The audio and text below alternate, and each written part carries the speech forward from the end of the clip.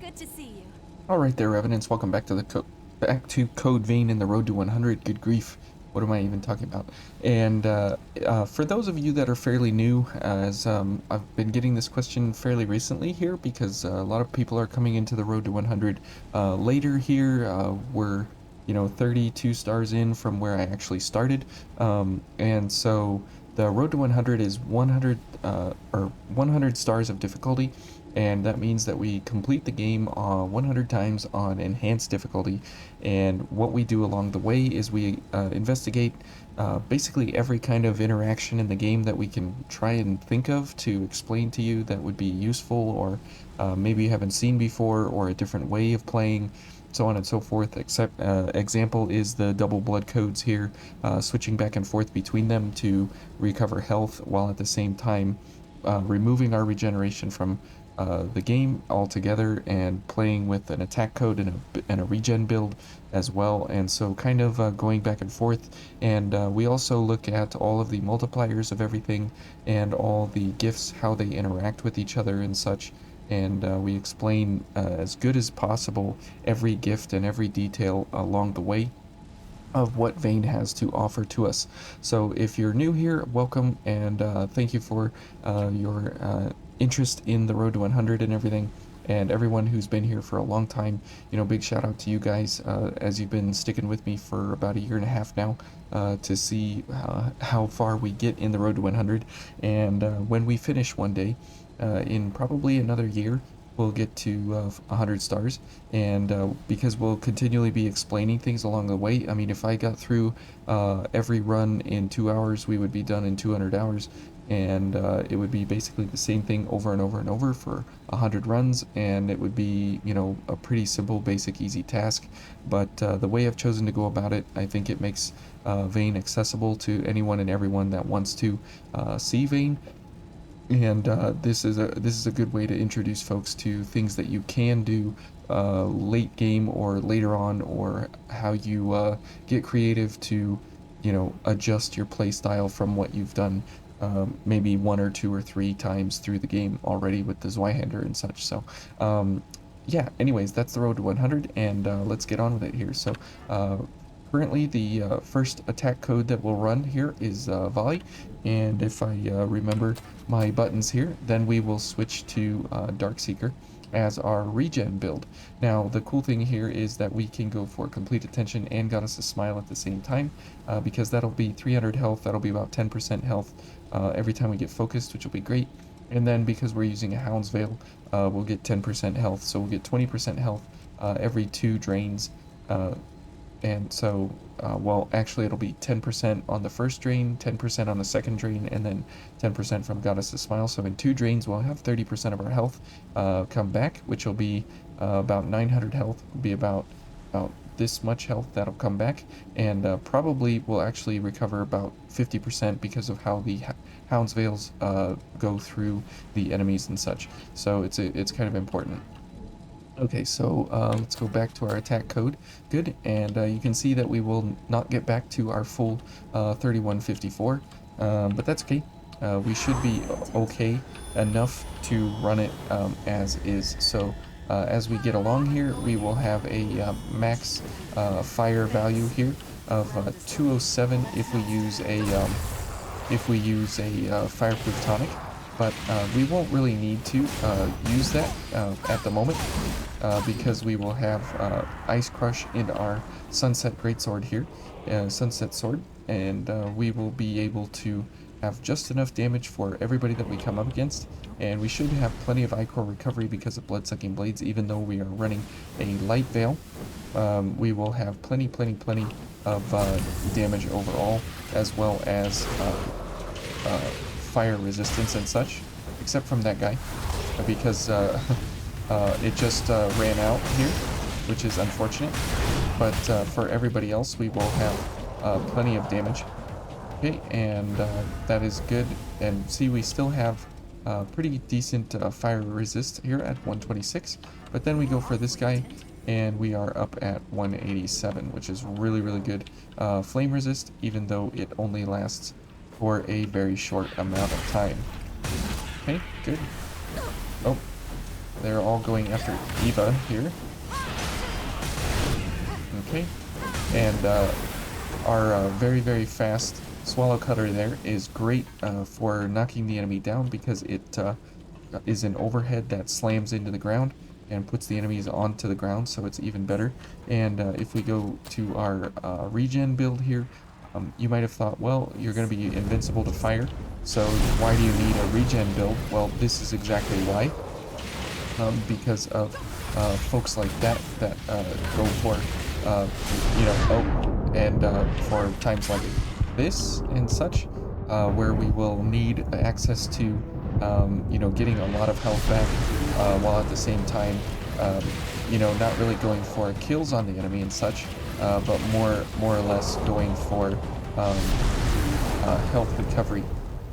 Okay, and because of the very, very short duration on elemental wall there, it really is in our best interest to make sure that we have, you know, kind of a way to get health back in the event that elemental wall ends, and we don't have the chance to actually get, you know, any health any other way. So it's just a good way to make sure that we are getting health at certain times and having access to a way to get health. As you see there, it does us very, very well to have access to something like this. And we are right back up to full health, and we are ready and able to go here with whatever is coming up. And we have 30 Ichor as well, so we have pretty good Ichor recovery in our Veil, as well as our all our defenses here and stuff. So let's go back up to our oh, and the second escape there doesn't work all the time, so we'll go back to our attack code here, and we'll see how we do versus the Blazing Heretic here, and see if we can get through him in one easy swift kill.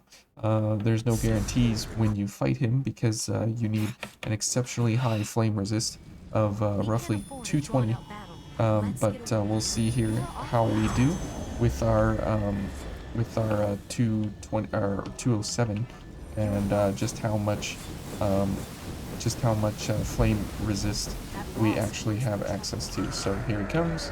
Yes, and let's go for a backstab to start, and then we will go with a Swallow Cutter afterwards to make sure that we knock him down. Oh, and we missed apparently. Okay.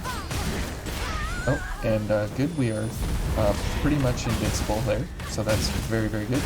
There's the Swallow Cutter, and we'll go for this. Good.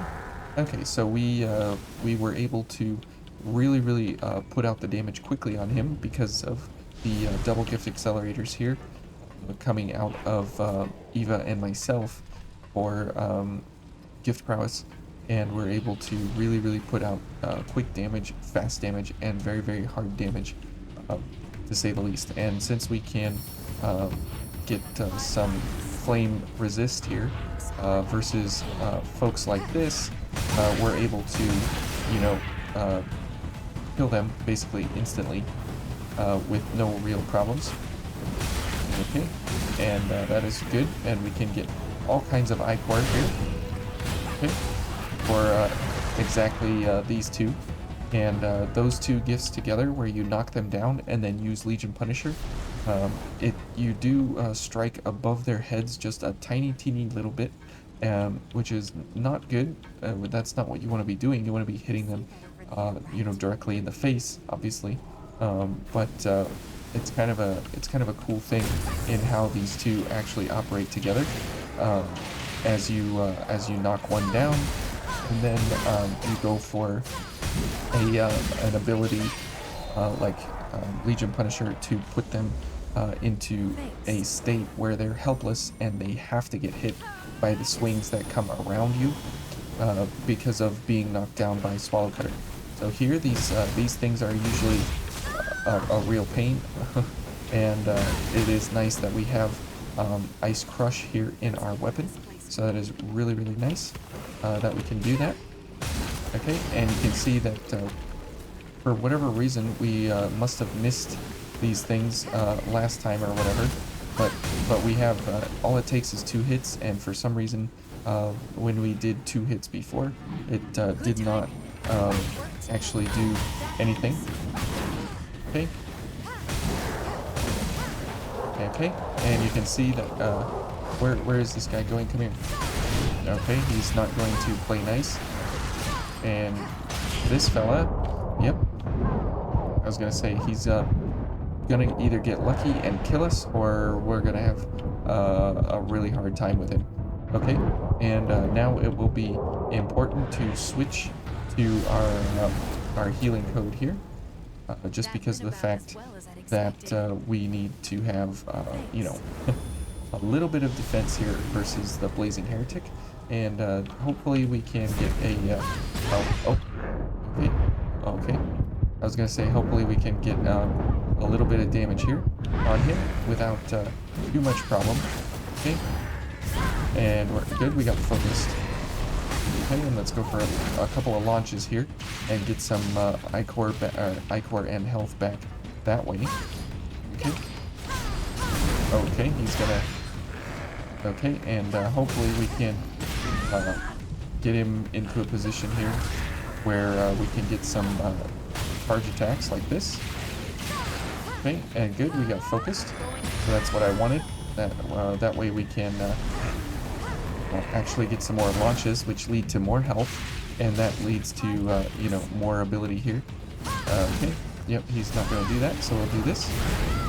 Okay, and we're focused again, so we can do this here, and that is a great way to go about getting yourself into a position where you can constantly get health and Ichor back all at the same time here. Okay, and we'll just go ahead and slap the boy a little bit now. Okay. Alright, very good. And let's switch back to our attack code here. Okay. And let's see. This, and this, and this. Good. And again, what are walls here in Vayne? When you can just do this, and you can kill enemies kind of before they even know that you exist. So it's pretty funny. Oh, and if you're looking for the white vestment, which we're running right now, you pick it up right here in the City of the Falling Flame. So kind of another reason why I wanted to go for it here, to show you guys kind of how this blood code operates, or this blood barrel. And Legion Punisher is a pretty fun gift overall, as a kind of a devastating attack. It's really good for big groups of enemies if you can accelerate it. Hello, this is don't tell me, this is the, no, not Themisto, this is Thebe? I've been waiting Yeah, for you. alright. Okay, I got it right. I always gotta test myself, make sure I know who they are. Okay, and here we go. We'll get a couple of these, a couple of gift accelerators and such, and Emily will disappear right before our very eyes here, which is sad and okay and everything all at the same time. Okay, and because we're doing crush damage, she will not really pose too much of a problem for us. Okay, and you can see that we're just slamming her hard here. Okay, and we'll let her figure out what she's doing here. Okay. Okay, yep. Yep, and it just doesn't matter. Elemental wall's over, so we'll have to, okay. Good. And let's go for this. Okay. Okay, good. And it's just good to slap around here. Yep, and we'll just go for some charge attacks and things. Okay, and we'll go for a Legion Punisher kill. Alright, so pretty quick and simple fight here for Emily, which is kind of sad.